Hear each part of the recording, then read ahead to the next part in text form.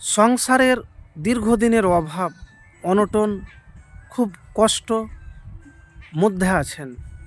কোন আমল করলে আর কোন দোয়া বা জিকির করলে অভাব অনটন জীবন থেকে দূর হবে। তো প্রিয় ভাইরা আমার, আজকে আমি আপনাদেরকে একটি সহজ ছোট্ট আমলের কথা বলবো। সে আমল হলো যে নামাজের পরে, ফজরের বা এশারের নামাজের পরে ঘুমানোর আগে সূরা ওয়াকিয়ায় একবার, তারপরে আপনি ইস্তেগফার পাঠ করবেন, আস্তাগফিরুল্লাহ বা সৈয়দুল ইস্তেগফার যতবার পারবেন নিয়মিত করবেন। কিন্তু তারপরে দুরূদ শরীফ পাঠ করবেন। তারপরে হাত উঠিয়ে আপনি আল্লাহর কাছে দোয়া করবেন, রব্বুল আলামিন, আমি যে বিপদে আছি, কষ্টে আছি, পেরেশানিতে আছি, আল্লাহ তুমি আমার পেরেশানি কষ্টকে দূর করে দাও। নিয়মিত করবেন, আল্লাহর প্রতি ভরসা রেখে, ইয়াকিন রেখে, নিরাশ হবেন না।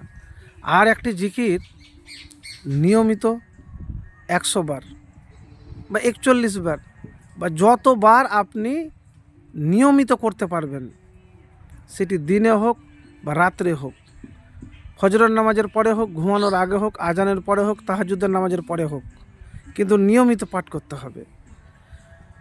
আবু হুরায়রা রাদিয়াল্লাহু তাআলা থেকে বর্ণিত, আমাকে মহানবী সাল্লাল্লাহু আলাইহি ওয়াসাল্লাম বললেন, তুমি লা হাওলা ওয়ালা কুওয়াতা ইল্লা বিল্লাহ বেশি বেশি বলো, কেননা তা হলো জান্নাতের রত্ন ভাণ্ডারের অন্তর্ভুক্ত। মাখুল রহমাতুল্লাহ আলাই বলেন, যে লোক লা হাওলা ওয়ালা কুওয়াতা ইল্লা বিল্লাহ ওয়ালা মান জা মিনাল্লাহি ইল্লা ইলাইহি পাঠ করে, আল্লাহ তাআলা তার হতে 70 প্রকারের অনিষ্ট অপসারণ করেন। এগুলোর মাঝে সাধারণ ও ক্ষুদ্র বিপদ হলো দারিদ্রতা। তো প্রিয় ভাই আমার, যদি এই আমল আপনি নিয়মিত করতে পারেন, ইনশাআল্লাহ আপনার যে দারিদ্রতা, অভাব দূর হয়ে যাবে। কিন্তু তার আগে একটি কথা মাথায় রাখতে হবে, কাজ আপনাকে নিয়মিত করতে হবে, সময়ের মূল্য বুঝতে হবে। যে মন ভালো হলো আজ কাজ করলাম, মন ভালো হলো কাজ করলাম না, এ নয়। নিয়মিত পরিশ্রম আপনাকে করতে হবে, আল্লাহর উপর ভরসা রাখতে হবে, আল্লাহকে সব সময় ভয় করতে হবে, আল্লাহর নাম নিয়ে করতে হবে, আর বেশি বেশি আলহামদুলিল্লাহ শুকরিয়া আদায় করতে হবে।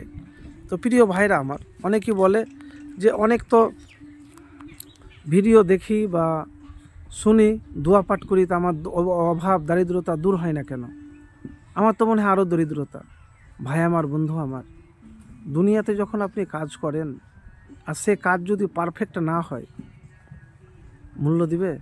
তো সেই রকম আমল আপনি করছেন, আমল করতে গেলে পারফেক্ট আমল করতে হবে। পারফেক্ট আমল না করতে গেলে আপনার কোনো মূল্য হবে না। তাই ভাই, আল্লাহকে ভয় করে, আল্লাহর প্রতি ভরসা রেখে চেষ্টা করুন।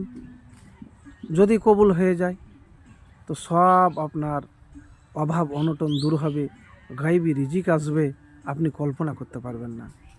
তো প্রিয় ভাইরা আমার, আমল কবুল হওয়ার জন্য যে প্রথম শর্ত, আমি অনেক ভিডিওতে বলি, আজকেও বলছি আপনাদেরকে, যে আপনাকে মুমিন পরহেজগার মুত্তাকি হতে হবে। এক, দ্বিতীয়ত হলো পাপাচার থেকে আপনাকে দূরে থাকতে হবে। 3 নম্বর হলো যে আপনাকে হালাল পোশাক, হালাল খাবার, হালাল উপার্জন করতে হবে, পবিত্র হতে হবে। তো এই আমলগুলি করতে গেলে ইনশাআল্লাহ আপনার জীবন পরিবর্তন হয়ে যাবে, সংসারের অভাব দূর হবে।